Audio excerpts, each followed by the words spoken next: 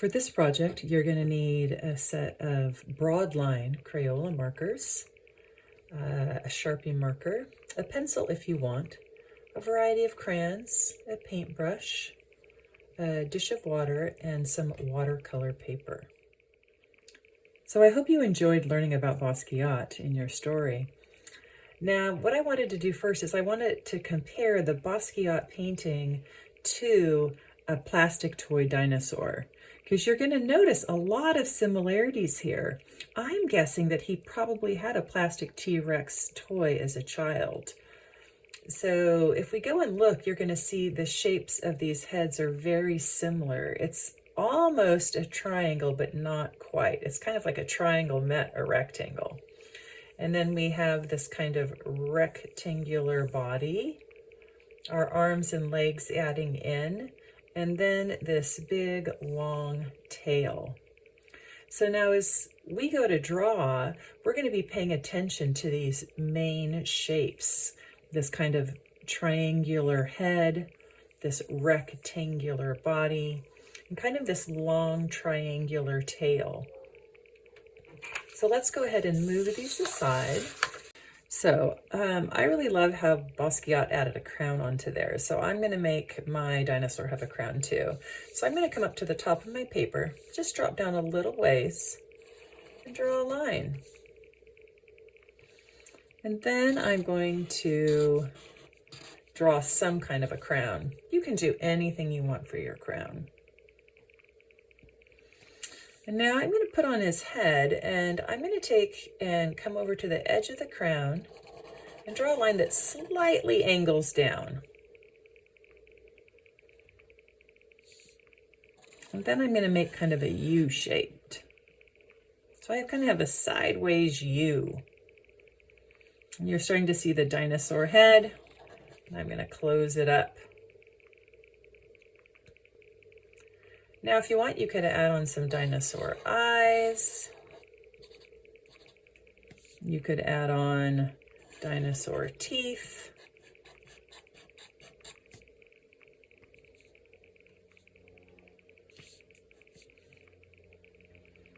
Now for the body, I'm going to come about halfway into my head, and I'm going to angle a line down, and then I'm going to curve it over.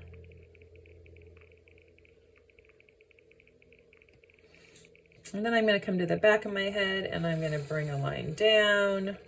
But I'm not going to close it up, because on the back side, I want to make my big tail.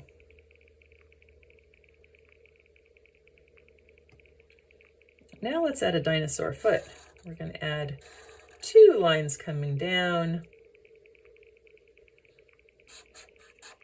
and make some triangles. I'm going to take and add 2 more down. And this one's facing forward a little bit, so we're going to just do 2 triangles.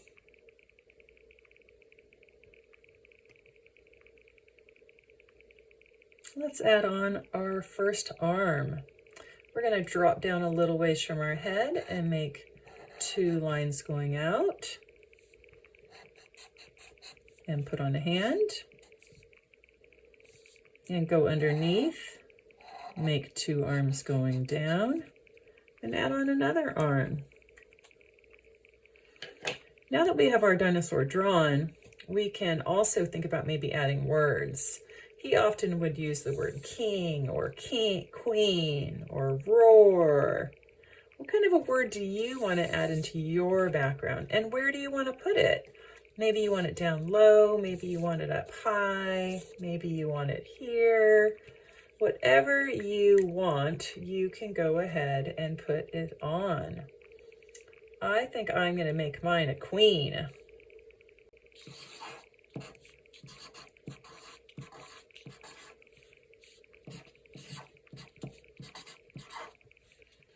Now we're going to take and we're going to start to add in some color with our crayons. And we're going to be doing a crayon resist. So one of the things I really liked about Basquiat's is he doesn't just color on the inside, he colors on the outside too. So you really want to be able to have fun with your colors, and you can color them however you want.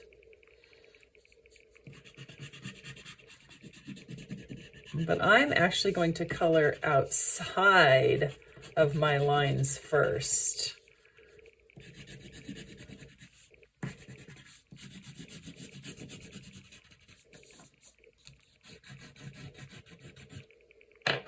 Oh, and I forgot, we need some dino spine.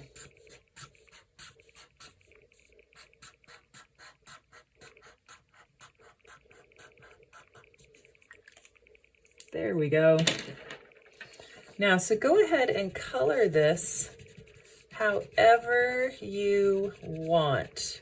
But you do want to really have some nice full color happening in your dinosaur.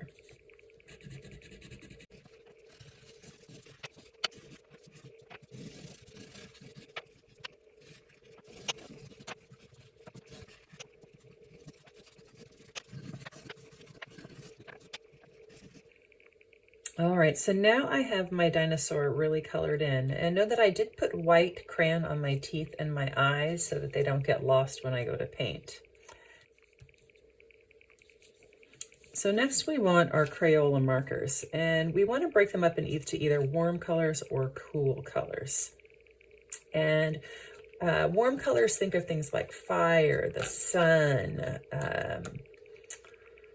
yeah, everything hot. And cool colors, think of like water or maybe grass, things that are cool. And you're going to decide for your background whether you want to do warm colors or cool colors. And it doesn't matter which one you do, whatever will make you happy. So go ahead and choose whether you want warm or cool colors. I think for mine this time, I'm actually going to use some warm colors. So I'm going to set my cool colors aside. And now I can go ahead and I can color in my background. And I don't have to do it perfectly. I can actually even be a little bit wild. And it even doesn't matter if my marker is a little bit dead. I'm going to just take and put some color in.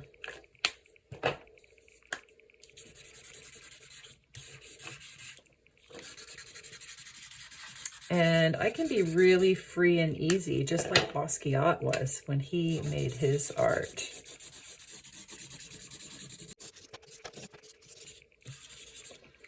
Now you can see though, I didn't color perfectly, but I have most of my white covered. Okay, so you do want to have most of your white covered, or marker in every place, so it's going to really fill out. And now I'm going to take my water, I'm going to dip my brush in, and I'm going to let the water do the work. So I don't need to scrub at all. If my color isn't moving, then I need to dip more. And if it's not moving at all, it means I didn't put enough color down.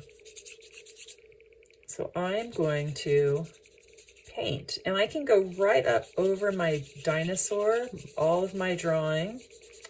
And because this is a wax resist, the crayon will hold it. So it's actually kind of fun to go over your dinosaur with the colors.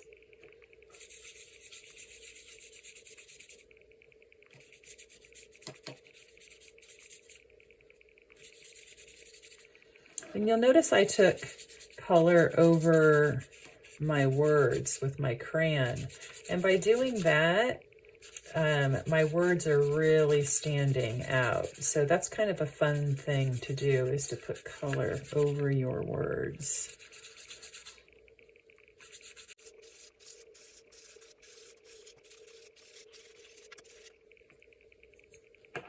And there I have my Basquiat dinosaur.